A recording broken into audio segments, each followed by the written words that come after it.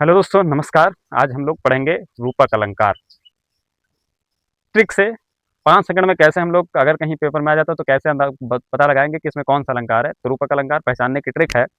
रूपक पहले हम समझ लेते हैं रूपक क्या है। रूपक में यानी कि किसी वस्तु में दूसरी वस्तु दिख जाए सेम उसी तरह, कोई अंतर ना हो, उसी को रूपक कहते हैं, है ना।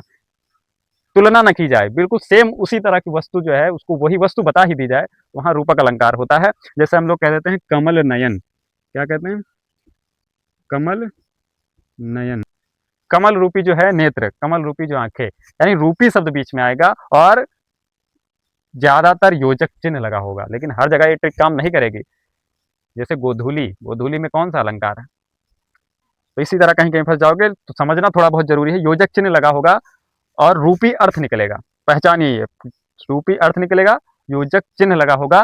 परिभाषा है, जहां उपमेय में उपमान का भेद रहित आरोप हो वहां रूपक अलंकार होता है। भेद रहित आरोप यानी कि उपमेय और उपमान में कोई भेद ना हो, सेम उसी वस्तु को दूसरी वस्तु बता दी जाए, तो वो है रूपक अलंकार। तुलना ना की जाए, ठीक है। अगर तुलना करेंगे तो उपमा हो जाएगा। तुलना नहीं करेंगे, उपमेय, हाँ, उपमेय में उपमान का भेद रहित आरोप हो वहां रूपक अलंकार। जैसे कमल नयन, मुख मयंक। मुख कैसे? चंद्रमा के, चंद्रमा रूपी मुख, है ना। चरण कमल, चरण कमल, तो चरण, कमल रूपी चरण, ठीक है। यानी कमल रूपी चरण, कमल के रूप में चरण हैं, ठीक है। तुलना नहीं की गई, कमल के रूप में चरण।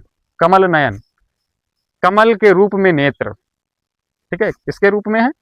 कमल के रूप में नेत्र हैं, उन्हीं का रूप उदाहरण कर लिए हैं नेत्र, इसलिए वहां रूपक अलंकार है, ठीक है। जैसे चंद्रमुखी, जिसका मुख चंद्रमा के रूप में हो वो है, उसको चंद्रमुखी कहा जाएगा, ठीक है। तुलना ना की जाए, जिसका मुख चंद्रमा के रूप में हो वही है चंद्रमुखी, ठीक है। तो पहला उदाहरण हम लोग देख लेते हैं।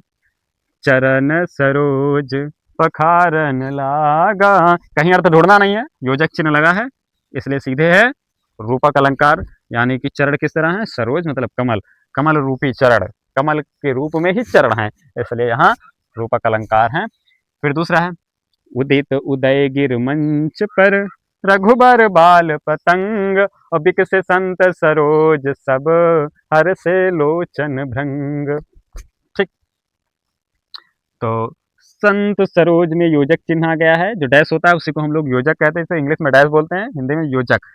संत सरोज यहाँ योजक चिन्ह आ गया, इसलिए रूपक अलंकार है, हालांकि लोचन भृंग में भी है, ठीक है। तो इस तरह से जो है रूपक अलंकार है। दूसरा है, चरण कमल बंदो हरिराई, जाकी कृपा पंग गिर लंघ है, अंधे को सब कुछ दर्शाई, चरण कमल बंदो हरिराई। योजक चिन्ह लगा है, कमल रूपी चरण, है ना।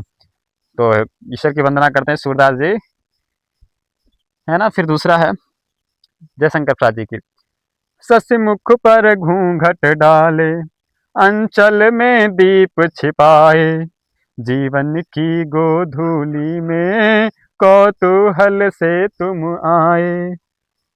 ससमुख पर घूंघट डाले, अंचल में दीप छिपाए, जीवन की गोधूली में कौतूहल से तुम आए। ससमुख पर कौन सा अलंकार है? कौन सा अलंकार है? रूपक अलंकार है। सस्यमुख लोगों की समझ में आ गया होगा, ठीक है। तो लास्ट में एक प्रश्न मेरा है कि बताइए इसमें कौन सा अलंकार है, आप लोग कमेंट करके जरूर बताइए। नारी तुम केवल श्रद्धा हो, विश्वास रजत नग पग तल में, पीयूष स्रोत सी बहा करो, जीवन के सुंदर समतल में। आप लोग कमेंट करके बताइए इसमें कौन सा अलंकार है। धन्यवाद, अब मिलेंगे।